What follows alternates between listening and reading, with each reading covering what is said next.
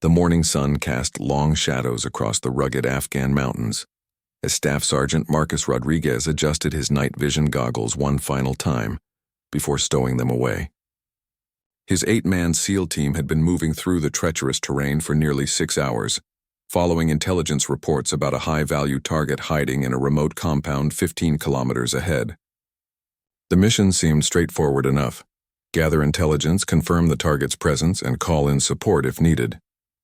Rodriguez glanced back at his team spread out in tactical formation behind him. Each man carried nearly 60 pounds of gear, their faces painted with camouflage that helped them blend into the rocky landscape. Petty Officer Jake Thompson, their communications specialist, gave a thumbs-up signal indicating their radio equipment was functioning perfectly. The team's medic, Hospital Corpsman Second Class David Chen, moved with the quiet confidence of someone who had saved lives under fire before. Behind him, the newest team member, Petty Officer Alex Santos, tried to match the experienced rhythm of the veterans ahead of him. The terrain grew increasingly hostile as they climbed higher into the mountains. Loose rocks threatened to give way under their boots, and the thin air made every step more challenging than the last. Intelligence reports had warned them about possible enemy activity in the area, but reconnaissance flights the previous day had shown no obvious signs of hostile forces. The compound they were approaching supposedly housed a Taliban commander who had been coordinating attacks against coalition forces for months. As they reached a narrow ridge overlooking the target area, Rodriguez called for a halt. Through his binoculars, he could see the small cluster of mud brick buildings nestled in a valley below. Smoke rose from one of the structures, indicating the presence of people inside. Everything appeared normal, too normal perhaps. Years of combat experience had taught Rodriguez to trust his instincts, and something about this mission felt different. Thompson set up his long-range communication equipment while the rest of the team established a perimeter.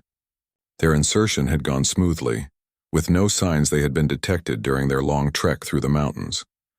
The plan called for them to observe the compound for several hours, document any activity, and report back to base with their findings. If the high-value target was confirmed to be present, they would maintain surveillance until a larger force could be deployed for capture or elimination. The SEAL team had operated in this region before, but never this far from friendly forces. Their nearest support was more than 50 kilometers away, separated by some of the most dangerous terrain in Afghanistan. The mission planners had assured them that air support would be available if needed, though the mountainous environment made close air support challenging even under the best circumstances. Rodriguez studied the compound through his scope, noting the placement of windows, doors, and potential escape routes. 2 men emerged from the largest building, their clothing and weapons suggesting they were indeed Taliban fighters. One carried an AK-47 while the other appeared to be speaking into a handheld radio. The presence of communications equipment concerned Rodriguez. It meant the enemy might have their own network of spotters and supporters in the area. As the hours passed, the team documented the movements of several individuals around the compound. Some appeared to be fighters, while others looked like civilians, possibly family members of the people living there. The complexity of the situation grew with each observation. This wasn't going to be a simple surveillance mission if civilians were present in significant numbers. Thompson reported their initial findings back to base, describing the layout of the compound and the number of people they had observed. The response was immediate. Intelligence sources had confirmed this was indeed the location they were looking for, and the target was believed to be inside the main building. Orders came through clearly: maintain surveillance and prepare for possible extraction of the high-value target. The sun reached its peak as the SEAL team settled into their hidden positions among the rocks and scrub vegetation. Each man found cover that provided both concealment and fields of fire if they were discovered. Santos, despite his nervousness about his first major operation, had positioned himself perfectly to cover one of the main approaches to their location. Chen organized his medical supplies and confirmed he could reach any team member quickly if injuries occurred. Rodriguez felt the familiar weight of responsibility that came with leading men in hostile territory. Every decision he made could mean the difference between mission success and catastrophe. The intelligence reports had been accurate so far, but he knew how quickly situations could change in this part of the world. Enemy forces could appear without warning, turning a routine surveillance operation into a fight for survival. The team's position on the ridge gave them an excellent view of the target area, but it also made them visible to anyone who might be looking for them. Rodriguez had chosen this location carefully, balancing the need for observation with the requirement to remain hidden. Natural rock formations provided some protection, but they would be vulnerable if enemy forces managed to approach from multiple directions simultaneously. As afternoon approached, radio chatter from the compound increased significantly. Thompson intercepted several communications that suggested something important was happening inside the buildings. The number of armed men around the compound had increased from the original 2 to at least 6, all carrying automatic weapons and appearing more alert than before.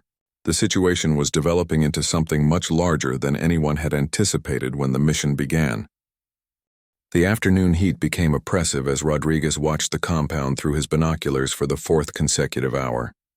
What had started as a standard surveillance mission was rapidly evolving into something far more complex and dangerous. The number of armed fighters around the buildings had doubled since morning, and their behavior suggested they were preparing for something significant. Thompson intercepted another radio transmission from the compound, this time in a different dialect that he couldn't immediately translate. The tone and urgency in the speaker's voice, however, made it clear that important information was being shared. He quickly relayed his concerns to Rodriguez, who immediately understood the implications. If the enemy was coordinating with outside forces, their small team could soon find themselves outnumbered and outgunned. Chen noticed movement on a ridgeline approximately 800 meters to their east. Through his scope, he identified at least 3 figures moving slowly along a goat path that would eventually lead them toward the SEAL team's position. The figures appeared to be armed and were moving with the deliberate caution of trained fighters rather than local herders.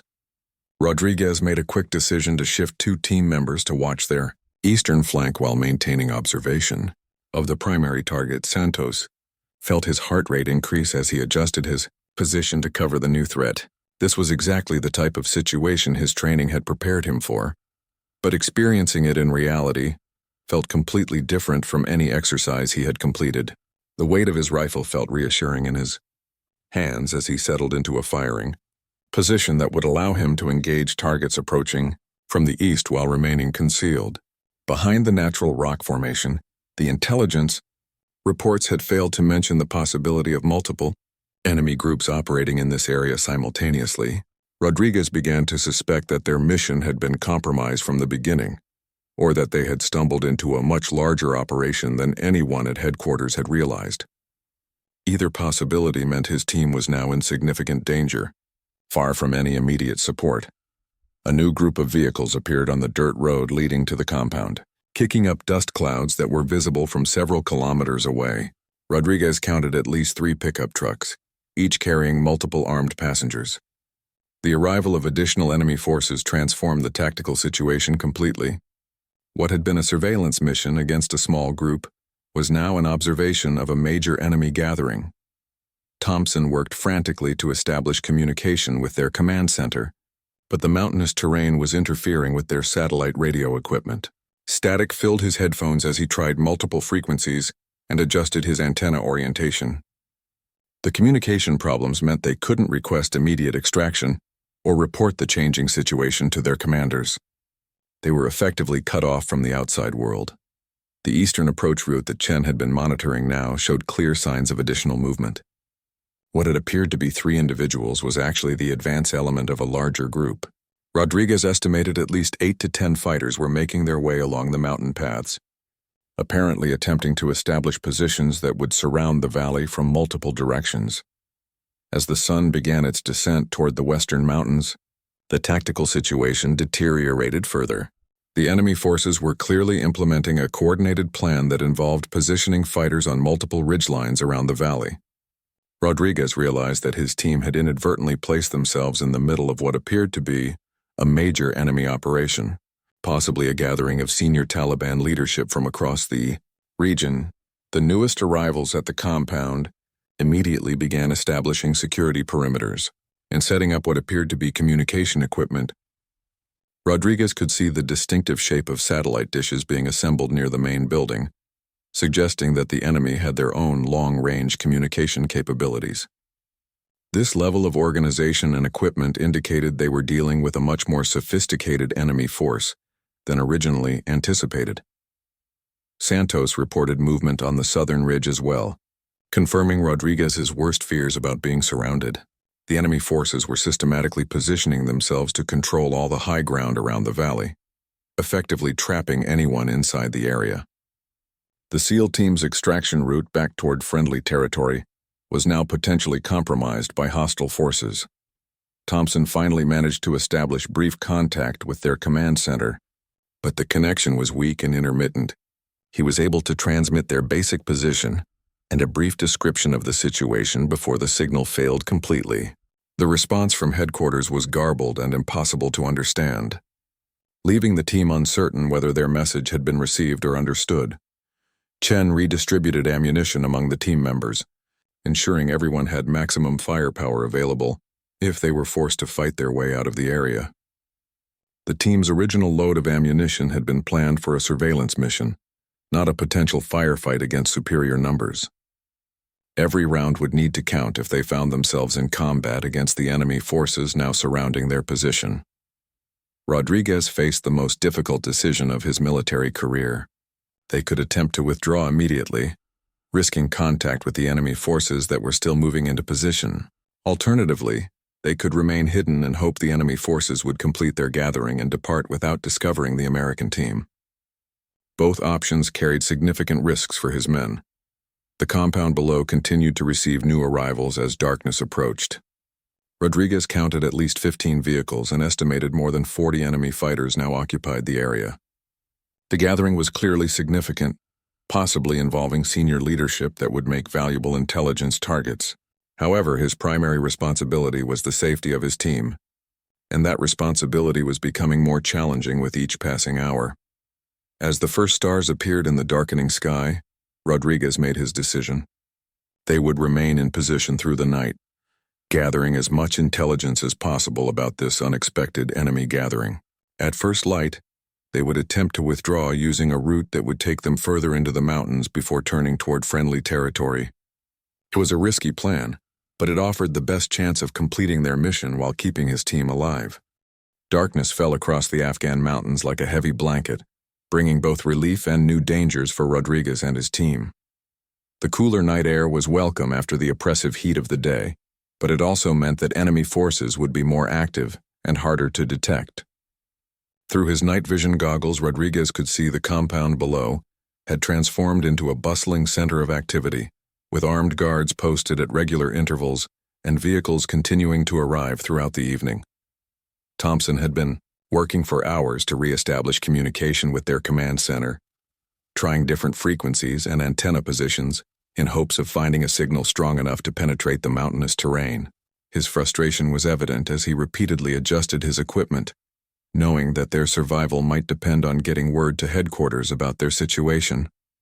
The brief contact hours earlier had been their only successful transmission since the enemy forces began gathering in the valley.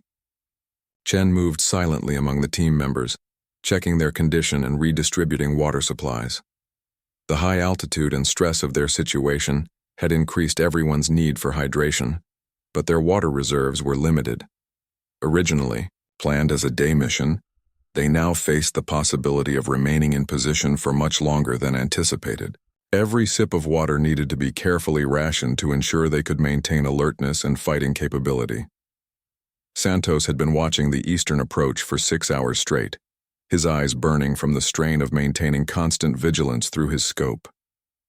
The enemy fighters who had been moving along the ridge earlier had disappeared into the darkness, but he knew they were still out there somewhere. The silence was almost worse than visible movement, because it meant the enemy could be anywhere, possibly moving closer to their position under cover of darkness. The compound below revealed its secrets more clearly under the cover of night. Rodriguez could see that the gathering was far more significant than anyone had imagined. Military-style tents had been erected between the buildings, and he counted at least 8 heavy weapons positions that had been established around the perimeter. This was not simply a meeting of local Taliban fighters. It appeared to be a major operational planning session involving forces from across the region. Through his night vision equipment, Rodriguez observed individuals who appeared to be senior, commanders based on their age, dress, and the deference shown to them by others. These were not the typical young fighters they usually encountered, but experienced military leaders who had been fighting coalition forces for years. The intelligence value of their current observations was enormous, but it would be worthless if they couldn't survive to report it. Thompson finally achieved a weak connection with a military satellite, allowing him to transmit a brief coded message describing their situation. The response was immediate but concerning. Headquarters acknowledged their position, but reported that extraction would not be possible for at least 12 hours due to weather conditions preventing helicopter operations. They were instructed to maintain their position and continue surveillance until extraction became feasible. The news that extraction was delayed hit the team hard. 12 hours meant they would have to survive through the remainder of the night, and most of the following day while surrounded by enemy forces. Their ammunition supplies were adequate for a brief firefight, but not for sustained combat against the superior numbers now positioned around the valley. Every team member understood that discovery would likely mean death or capture. Chen noticed that Santos was showing signs of stress and fatigue that could compromise his effectiveness. The young SEAL had been performing well, but the psychological pressure of his first major combat mission was beginning to show. Chen quietly moved to Santos's position and provided some water and energy supplements, along with quiet words of encouragement that helped steady the younger man's nerves. Rodriguez made the difficult decision to reduce their observation posts to conserve energy and reduce the chances of detection. 2 team members would maintain watch at all times while the others rested in shifts. This arrangement would allow everyone to get some sleep, while ensuring they maintained awareness of enemy movements around their position. The natural rock formations provided adequate concealment as long as they remained still and disciplined. The enemy forces in the compound maintained their own security procedures throughout the night, with guards regularly patrolling the perimeter and checking the surrounding ridgelines with searchlights. Several times the bright beams swept close to the SEAL team's position, forcing them to press themselves against the rocks and remain absolutely motionless. Any movement would immediately reveal their location to dozens of enemy fighters. As the night progressed, Rodriguez began to understand the true scope of the enemy operation they had stumbled into. Radio intercepts suggested that commanders from at least 5 different Taliban groups were present, along with possible foreign advisors who might be providing training and equipment. The gathering represented months of planning and coordination, making it one of the most significant enemy meetings they had ever observed. Thompson's monitoring of enemy communications revealed that the gathering was scheduled to continue for at least 2 more days. The Taliban forces were planning major operations against coalition bases and supply routes, using intelligence they had gathered over several months. The information his team was collecting could potentially save hundreds of American and Allied lives if they could successfully report it to their commanders. The temperature dropped significantly as the night wore on, adding another challenge to their already difficult situation. Their lightweight equipment had been selected for a day mission in warm weather, not for extended operations in the cold mountain air. Chen distributed chemical heat packs among the team members, but they had to be used sparingly to avoid creating thermal signatures that enemy night vision equipment might detect. Santos reported movement on the southern ridge around midnight, indicating that enemy forces were still positioning themselves even in darkness. The disciplined movement patterns suggested these were experienced fighters who were comfortable operating at night in mountainous terrain. Rodriguez realized that any attempt to withdraw from their position would likely result in contact with enemy forces who knew the terrain better than his team. As dawn approached, Rodriguez knew they faced another full day of hiding among the rocks while surrounded by enemy forces. The gathering in the compound showed no signs of concluding, and the number of armed fighters in the area continued to increase. Their situation was becoming more precarious with each passing hour, but the intelligence they were gathering was too valuable to abandon without ensuring it reached their commanders. The first light of dawn revealed the full extent of their predicament to Rodriguez and his team. What had been hidden by darkness now stood clearly visible in the growing daylight. Enemy positions on every major ridge around the valley, at least 60 armed fighters visible around the compound, and multiple heavy weapons emplacements that could dominate any movement in the area. The SEAL team was completely surrounded by hostile forces that outnumbered them more than 10 to 1. Thompson had maintained intermittent radio contact throughout the early morning hours. But the news from headquarters was not encouraging. Weather conditions across the region remained unsuitable for helicopter operations, and the nearest ground forces were still more than 8 hours away, even if they began moving immediately. The team would have to survive another full day in their exposed position while enemy activity continued to increase around them. Chen conducted a quiet inventory of their remaining supplies and found their situation was becoming critical. Water reserves were down to less than 2 liters per person. Ammunition was at 70% of their original load, and food supplies would last only another day if carefully rationed. More importantly, the stress and lack of sleep were beginning to affect everyone's alertness and decision-making ability. Fatigue could be as dangerous as enemy bullets in their current circumstances. Santos had spent most of the night fighting exhaustion and fear, but the arrival of daylight seemed to strengthen his resolve. He had proven to himself that he could function under extreme pressure, and his confidence was growing with each hour that passed without detection.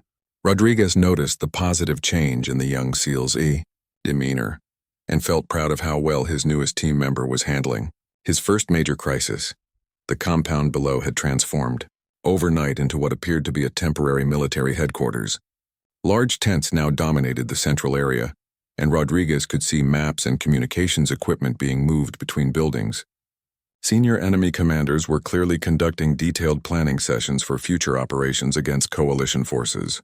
The intelligence value of what they were observing continued to increase, making their mission more important even as their survival became more uncertain. Through careful observation, Rodriguez identified at least 3 individuals who appeared to be high-value targets based on their age, dress, and the respect shown to them by others. One elderly man in particular seemed to command significant authority, with armed guards constantly nearby and other commanders seeking his approval for various decisions. This individual alone would justify the risks they were taking if they could successfully report his presence to headquarters. Thompson intercepted radio communications that revealed the enemy forces were aware that coalition reconnaissance flights had been conducted in the area recently. They were taking additional security precautions and had posted extra sentries on all the surrounding ridges. The increased vigilance made the SEAL team's position even more dangerous, as any small mistake could now result in immediate discovery by alert enemy fighters. The morning sun created new challenges for the hidden team, as shadows shifted and changed throughout the area. Positions that had provided excellent concealment during the night became exposed as the sun angle changed. Rodriguez was forced to relocate 2 team members to maintain adequate cover, moving them one at a time during brief moments when enemy sentries were looking in other directions. Chen treated Santos for early signs of dehydration and heat exhaustion, using precious medical supplies that might be needed later for more serious injuries. The combination of stress, altitude, and limited water was affecting everyone, but Santos was showing symptoms first because of his relative inexperience with extreme conditions. Chen's quiet medical interventions helped maintain the team's overall effectiveness when every man's contribution was essential. Enemy patrols began systematically searching the ridgelines around the valley, working their way slowly toward the SEAL team's position. Rodriguez watched through his binoculars as groups of 3 to 4 fighters moved along the various trails and goat paths, obviously following a coordinated search plan. The enemy forces were being thorough and methodical, checking every possible hiding place that could conceal hostile observers. The nearest enemy patrol was now less than 400 meters from their position and moving directly toward them along a ridge trail. Rodriguez made the decision to prepare for contact, having his team quietly shift to fighting positions while maintaining concealment behind the rocks. If they were discovered, their only option would be to fight their way out of the area. Despite being heavily outnumbered and surrounded, Thompson managed to establish brief contact with headquarters and reported the approaching enemy patrol. The response was immediate. Air support was being scrambled but would not arrive for at least 30 minutes. The team was instructed to avoid contact if possible, but headquarters acknowledged that they might be forced to defend themselves if discovery became imminent. Santos controlled his breathing and steadied his rifle as he watched the enemy patrol approach through his scope. 3 Taliban fighters were methodically checking every rock formation and potential hiding place along the ridge. They were armed with AK-47 assault rifles and appeared to be experienced fighters who understood how to conduct a proper search. Discovery seemed inevitable unless something diverted their attention. The lead enemy fighter was now within 200 meters and had stopped to examine something on the ground near their position. Rodriguez realized with growing concern that the man might have found evidence of their presence: a footprint, disturbed vegetation, or equipment marks that could reveal their hiding place. Through his scope, he could see the fighter pointing toward their general area and speaking urgently to his companions. Chen prepared his medical kit for immediate use, knowing that contact with the enemy patrol would likely result in casualties among his team. He positioned himself where he could quickly reach any wounded team member while remaining protected from enemy fire. His combat medical training had prepared him for treating gunshot wounds under fire, but he hoped those skills would not be needed. Rodriguez felt the familiar calm that came over him before combat as he prepared to make life-or-death decisions for his team. The enemy patrol was close enough that he could hear their voices carrying across the mountainous terrain. In a few more minutes, they would either be discovered and forced to fight, or the enemy searchers would move past their position without detecting them. Everything depended on the next few critical moments. The Taliban fighters had stopped their advance and appeared to be discussing something among themselves. One pointed directly toward the rock formation where the SEAL team was hidden, while another seemed to be arguing for continuing the search in a different direction. Rodriguez knew that the next decision made by those enemy fighters would determine whether his team lived or died in the Afghan mountains. The Taliban patrol leader raised his hand and pointed directly at the rock formation, concealing Rodriguez and his team. The man had clearly detected something that aroused his suspicion, perhaps a glint of metal from their equipment, or disturbed stones that marked their passage. Rodriguez felt his finger move to his rifle's trigger as he prepared to engage the enemy fighters who were now less than 100 meters away and approaching their position with weapons ready. Santos fought to control his breathing as he watched the enemy fighters through his scope. The lead Taliban fighter was moving with the careful deliberation of someone who suspected danger, but wasn't certain of its location.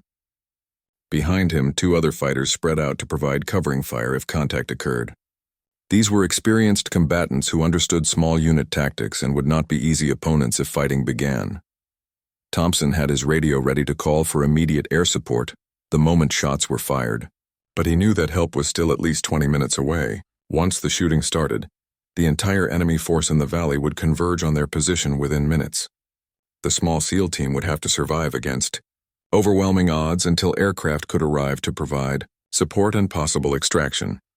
Chen positioned himself behind a large boulder that would provide protection from multiple directions while still allowing him to reach wounded team members. His medical supplies were organized for quick access, and he had already identified the most likely evacuation routes if they were forced to move under fire. Every second of preparation could mean the difference between life and death once combat began. The enemy patrol leader suddenly stopped and held up his closed fist, signaling his team to halt their advance. Rodriguez watched through his scope as the man slowly scanned the area around their hiding place, obviously sensing something was wrong, but unable to identify the specific threat. The Taliban fighters' instincts were excellent, and Rodriguez knew they were moments away from being discovered. A radio crackled somewhere among the enemy fighters, and the patrol leader reached for his handheld radio to respond to the transmission. Rodriguez couldn't understand the words, but the tone suggested urgency. After a brief conversation, the Taliban fighter gestured for his team to move in a different direction, away from the SEAL team's position. Something had called them away from their search just moments before discovery would have occurred. Santos felt relief flood through his body as he watched the enemy patrol move away from their position, but Rodriguez quickly signaled for continued vigilance. The patrol's withdrawal might be temporary, or it could be part of a larger tactical movement that would bring even more enemy forces into their area. They were still surrounded by hostile fighters who were actively searching for them. Through his binoculars, Rodriguez observed increased activity around the compound as vehicles began moving, and fighters took up new positions. The radio call that had diverted the enemy patrol appeared to be part of a larger reorganization of forces throughout the valley. He couldn't determine whether this was routine security rotation or a response to some other threat, But any change in enemy dispositions could affect their survival. Thompson intercepted radio transmissions suggesting that the Taliban commanders were concerned about possible coalition airstrikes against their gathering. Enemy forces were being reposited to provide better air defense coverage, and additional anti-aircraft weapons were being moved into firing positions around the valley. The irony was not lost on Rodriguez that the enemy's fear of air attacks might actually improve their chances of remaining. Hidden Chen noticed that the stress of nearly being discovered had affected Santos more than the young SEAL was willing to admit. His hands were shaking slightly, and his breathing remained elevated even after the immediate threat had passed. Chen quietly moved to Santos's position and provided some water and an energy bar, along with quiet reassurance that helped calm the younger man's nerves. The repositioning of enemy forces created new opportunities and threats for the SEAL team's survival.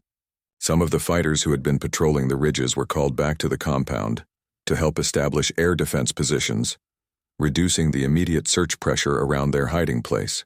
However, the new defensive arrangements also made any future extraction more difficult by placing heavy weapons in positions that could engage rescue helicopters. Rodriguez began planning multiple contingency routes for withdrawal if their position became untenable. The enemy's focus on air defense might create brief windows of opportunity when sentries were distracted or repositioning to new locations. Any escape attempt would require perfect timing and coordination, but it might be their only chance if the situation continued to deteriorate. Thompson successfully established strong radio contact with headquarters and provided a detailed update on the enemy force positions and movements. The response was both encouraging and concerning. Air support was now only 15 minutes away, but intelligence sources suggested the Taliban gathering was preparing to conclude within hours.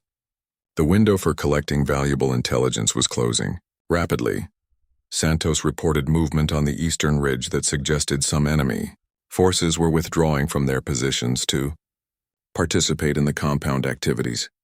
The reduction in surrounding security forces might provide an opportunity for extraction or withdrawal, but it could also indicate that the enemy was preparing to move to new locations where they would be much harder to track. The compound below had transformed again as the morning progressed, with most of the vehicles being loaded with equipment and supplies. Rodriguez realized that the major Taliban gathering was indeed preparing to disperse, probably to avoid the airstrikes they feared were coming. The intelligence value of their observations was enormous, but it would be meaningless if they couldn't survive to report what they had learned. Chen checked his watch and calculated that they had been in position for nearly 18 hours with minimal water and no food. Everyone was showing signs of fatigue and dehydration that could affect their judgment and fighting ability. If they were forced into combat now, their physical condition would be a significant disadvantage against the well-rested enemy forces surrounding them. Rodriguez made the critical decision to prepare for immediate extraction when air support arrived. The intelligence they had gathered was too valuable to risk losing, and his team's condition was deteriorating with each passing hour. They would need to mark their position for the incoming aircraft and be ready to move quickly to an extraction point once close air support could clear the surrounding enemy forces. The sound of distant aircraft engines began to echo across the mountains, growing stronger with each passing moment. Rodriguez felt a mixture of relief and renewed tension as he realized their long wait in silence was about to end dramatically. The next few minutes would determine whether they successfully completed their mission or became casualties in the Afghan mountains. The distinctive roar of jet engines grew louder as Rodriguez scanned the sky through his binoculars, searching for the aircraft that represented their salvation. The sound echoed off the mountain walls, making it difficult to determine the exact direction from which the planes were approaching. Enemy fighters in the compound below had obviously heard the engines as well, because they were scrambling to man anti-aircraft positions and taking cover wherever possible. Thompson established direct radio contact with the incoming aircraft and began providing detailed coordinates for enemy positions around the valley. The pilot's voice was calm and professional as he acknowledged the information and requested the SEAL team to mark their own position with an infrared strobe that would be visible only through night vision equipment. Santos quickly activated the beacon, while the rest of the team prepared for the chaos that would follow the airstrike. Chen redistributed the team's remaining ammunition and medical supplies, ensuring everyone had maximum combat capability for whatever came next. Their extraction would likely require fighting their way to a pickup zone while under fire from surviving enemy forces. He positioned himself to provide covering fire while still being able to treat casualties if any team member was wounded during the withdrawal. The first aircraft appeared as a dark speck against the morning sky, growing rapidly larger as it approached the valley at high speed. Rodriguez identified it as an A-10 Thunderbolt, the heavily armored ground attack aircraft that specialized in close air support missions. The plane's distinctive twin engines and straight wings were unmistakable, and Rodriguez felt genuine relief knowing that one of the most effective close support aircraft in the world was coming to their aid. Enemy fighters throughout the valley opened fire with automatic weapons as the A-10 made its first pass, creating a spectacular but largely ineffective display of tracer rounds arcing across the sky. The aircraft was flying too high and too fast for small arms fire to pose any real threat, but the volume of fire demonstrated just how many hostile fighters had been surrounding the SEAL team's position throughout their ordeal. Santos watched in amazement as the A-10 pilot executed a perfect attack run against the main compound, its 30mm cannon creating a devastating line of explosions across the target area. The sound was incredible, a deep, thunderous roar that seemed to shake the entire mountainside. Secondary explosions from ammunition and fuel storage areas added to the destruction as the aircraft pulled up and began positioning for another attack. Thompson coordinated with the pilot to identify priority targets that posed the greatest threat to their extraction. Anti-aircraft positions on the surrounding ridges needed to be eliminated before rescue helicopters could safely enter the area. The A-10 pilot acknowledged the target list and began methodically working through each position with the precision that made the aircraft legendary among ground forces.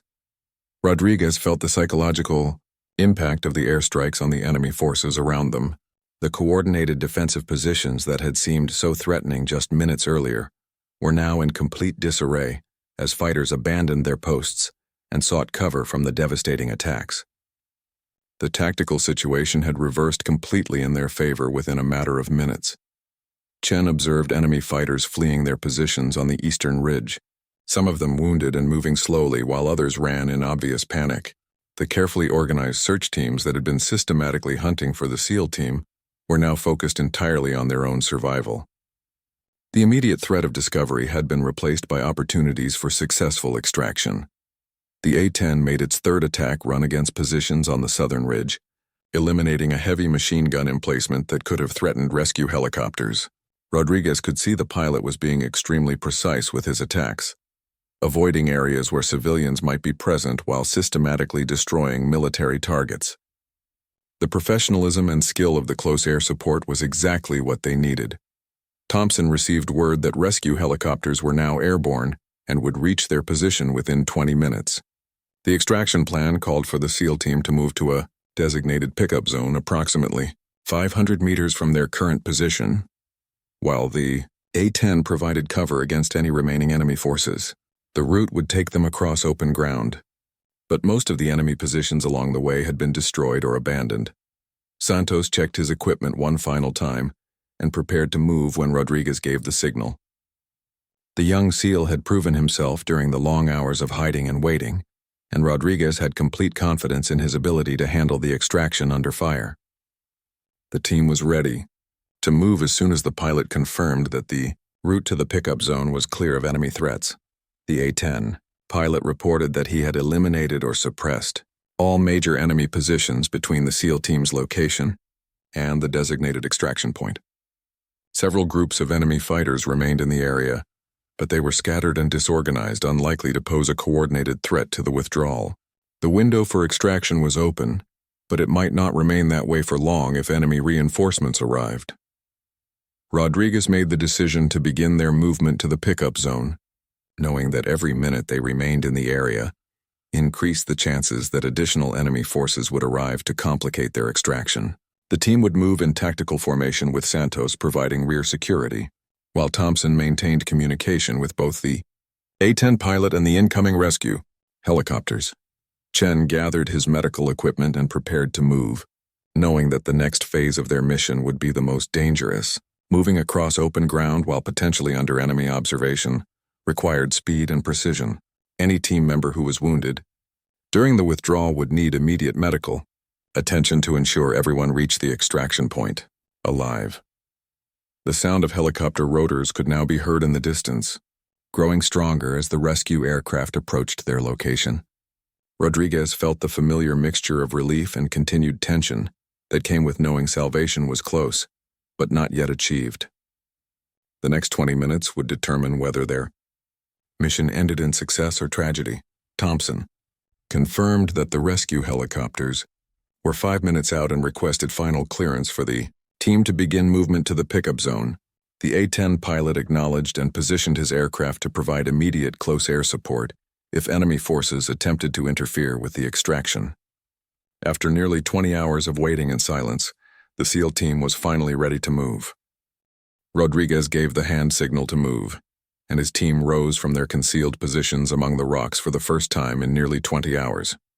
Their muscles were stiff from the long period of immobility, but adrenaline and professional training overcame physical discomfort as they began their tactical movement toward the extraction point. Santos took his position at the rear of the formation, his rifle ready to engage any enemy forces that might pursue them.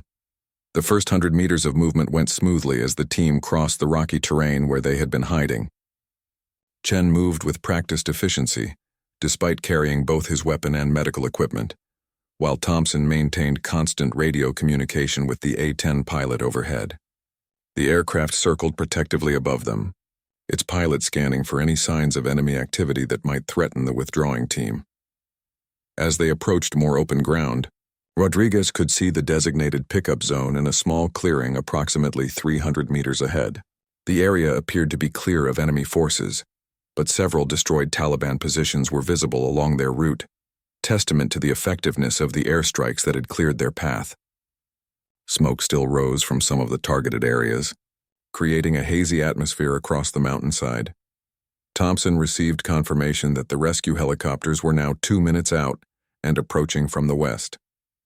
The pilot requested that the team mark the pickup zone with colored smoke to ensure positive identification and prevent any confusion during the extraction. Santos quickly deployed an orange smoke grenade that created a bright signal visible for several kilometers around the valley. The distinctive sound of approaching Black Hawk helicopters grew stronger as the aircraft navigated through the mountainous terrain toward their location. Rodriguez felt immense relief knowing that extraction was now only minutes away. But he also knew these final moments could be the most dangerous. Enemy forces might make a desperate attempt to prevent their escape, or mechanical problems could force the helicopters to abort the mission. Chen observed movement among the rocks about 200 meters to their east, indicating that some enemy fighters had survived the airstrikes and were attempting to reposition for possible attacks against the extraction. He quickly alerted Rodriguez, who immediately adjusted their defensive posture while continuing movement toward the pickup zone. The team needed to reach the extraction point before enemy forces could organize effective resistance. The lead Black Hawk helicopter appeared over the ridge to their west, flying low and fast toward the marked pickup zone. Rodriguez could see door gunners scanning the surrounding area for threats, while the aircraft's crew chief prepared the cabin for rapid loading of passengers. The sight of the rescue helicopter was the most beautiful thing any of them had seen in over 20 hours of isolation behind enemy lines.